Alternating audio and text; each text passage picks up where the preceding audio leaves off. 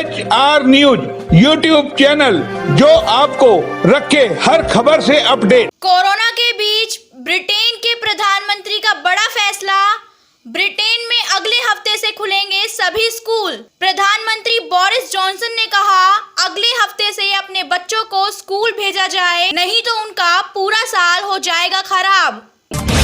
Corona के बढ़ते मामलों के चलते दुनिया भर में अब कोरोना से संक्रमितों का आंकड़ा पहुंचा 2,40,00,000 के पार। कोरोना से मरने वालों की संख्या पहुंची 8,24,000 के पार। वहीं अच्छी खबर ये है कि कोरोना को मात देने वालों का आंकड़ा भी पहुंचा 1,66,00,000 के पार।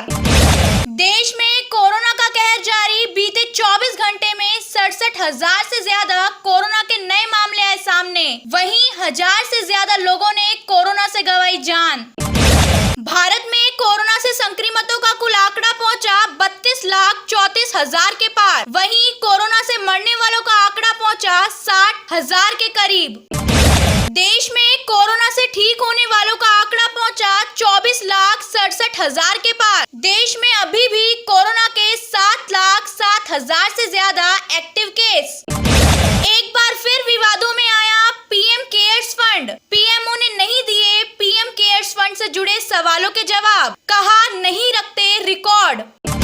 कांग्रेस सांसद राहुल गांधी ने आरबीआई की रिपोर्ट का हवाला देते हुए केंद्र पर साधा निशाना। राहुल गांधी की मोदी सरकार को नसीहत, बोले ध्यान भटकाने से नहीं बल्कि खर्च बढ़ाने और गरीबों के हाथों में पैसा देने से पटरी पर आएगी देश की अर्थव्यवस्था। सरकार ने एयर इंडिया के लिए बोली जमा करने की समय सीमा को 2 महीने और बढ़ाया। अब 30 अक्टूबर तक रहेगी बोली प्रक्रिया। यह चौथी बार है जब सरकार ने बोली जमा करने की अवधि बढ़ाई है। स्वास्थ्य मुसीबत के बीच संसद के मॉनसून सत्र को लेकर तैयारियां तेज। संसदीय कैबिनेट कमेटी ने रखा 14 सितंबर से 1 अक्टूबर तक संसद को चलाने का प्रस्ताव। सत्र के दौरान सावधानियों का रखा जाएगा खास ख्याल। नीट जेईई छात्रों का कल से देशव्यापी धरना। विपक्षी दल भी परीक्षा रुकवाने को हुए लामबंद, लेकिन सितंबर में ही होगी जेईई और नीट की परीक्षाएं। नेशनल टेस्टिंग एजेंसी ने किया साफ। वहीं शिक्षा मंत्री रमेश पोखरियाल ने कहा, हमारे लिए सबसे ज्यादा जरूरी छात्रों की सुरक्षा, इसलिए सावधानी बरतते हुए परीक्षा का किया जाएगा आयोजन।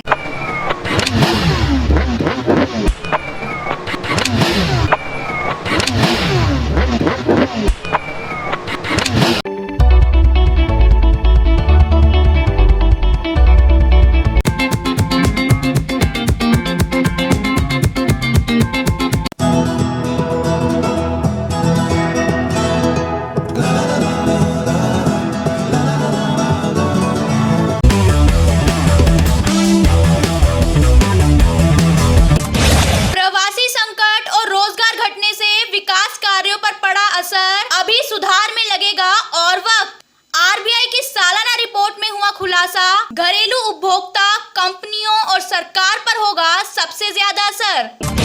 अब बात करते हैं हरियाणा की। हरियाणा में कोरोना से संक्रमितों का आंकड़ा पहुंचा 56,000 के पार। अब तक हरियाणा में कोरोना से 600 से ज्यादा मरीजों ने गंवाई जान। 46,000 से ज्यादा हुए ठीक। प्रदेश में अभी भी 9,000 से ज्यादा कोरोना केस एक्टिव। स्वास्थ्य संकट के बीच हरियाणा में पहली बार सीएम और स्पीकर के बिना शुरू हुआ विधानसभा सत्र। एक ही दिन में होगी कार्यवाही। बिजनेस एडवाइजरी कमेटी की बैठक में हुआ फैसला। वहीं मनमानी करने वाले सरपंचों के लिए राइट टू रिकॉल बिल लेकर आएगी हरियाणा सरकार। आज मात्र एक दिन के लिए हुए विधानसभा सत्र में रेवाड़ी विधायक चिरंजीव राव ने मांग रखते हुए कहा कि आज पूरा देश कोरोना से लड़ रहा है, ऐसे में युवाओं को क्यों जबरन परीक्षाएं दिलवाई जा रही हैं, जबकि युवा स्वयं भी इस बात का विरोध कर रहे हैं। रेवाड़ी स्थित आईजीयू में भी परीक्षा ली जा रही है। चिरंजीव राव ने कहा, यह सरकार की दोगली नीति है। हरियाणा के 90 विधायकों में से 10 विधायक कोरोना पॉजिटिव हो सकते हैं, तो फिर देश के भविष्य युवाओं के साथ क्यों खिलवाड़ किया जा रहा है। राव ने सदन में पूछा कि यदि परीक्षा के बाद युवाओं में संक्रमण बढ़ा तो उसका जिम्मेदार कौन होगा। मौसम विभाग का अलर्ट जारी। हरियाणा सहित कई राज्यों में अगले 5 दिन तक हो सकती है तेज बारिश। हरियाणा में आबकारी विभाग में बड़ा फेरबदल, 21 DETC यानी deputy excise and taxation commissioner का हुआ तबादला। हरियाणा के बच्चों के लिए अभिनेता सोनू सूद बने मसीहा। बच्चों की ऑनलाइन क्लासों के लिए स्मार्टफोन न होने की खबर मिलते ही सोनू सूद ने बच्चों को फोन देकर की उनकी मदद। अब बात करते हैं रेवाड़ी की। आज रेवाड़ी में कोरोना के 26 नए मामले आए सामने, वहीं 64 कोरोना पॉजिटिव ठीक होकर लौटे अपने घर। अब रेवाड़ी में कोरोना से संक्रमितों का आंकड़ा पहुंचा 3200 के करीब। रेवाड़ी में कोरोना से अब तक 20 लोगों ने गंवाई जान, वहीं अब तक 2750 कोरोना पॉजिटिव ठीक होकर लौटे अपने घर। जिले में अब भी 428 केस एक्टिव। हाईवे पर राहगीरों को लिफ्ट देकर लूटने व उसके बाद हत्या करने वाले गिरोह के तीसरे साथी को रेवाड़ी पुलिस ने किया गिरफ्तार। 2 आरोपी को पुलिस पहले ही कर चुकी है गिरफ्तार। इस गिरोह का पर्दाफाश करने में रेवाड़ी पुलिस को मिली थी बड़ी कामयाबी। पुलिस पूरे मामले की जांच गंभीरता से करने में जुटी है। ये गिरोह लोगों को लिफ्ट देकर एकांत में ले जाकर हत्या कर सामान लूटकर शव को फेंक देते थे।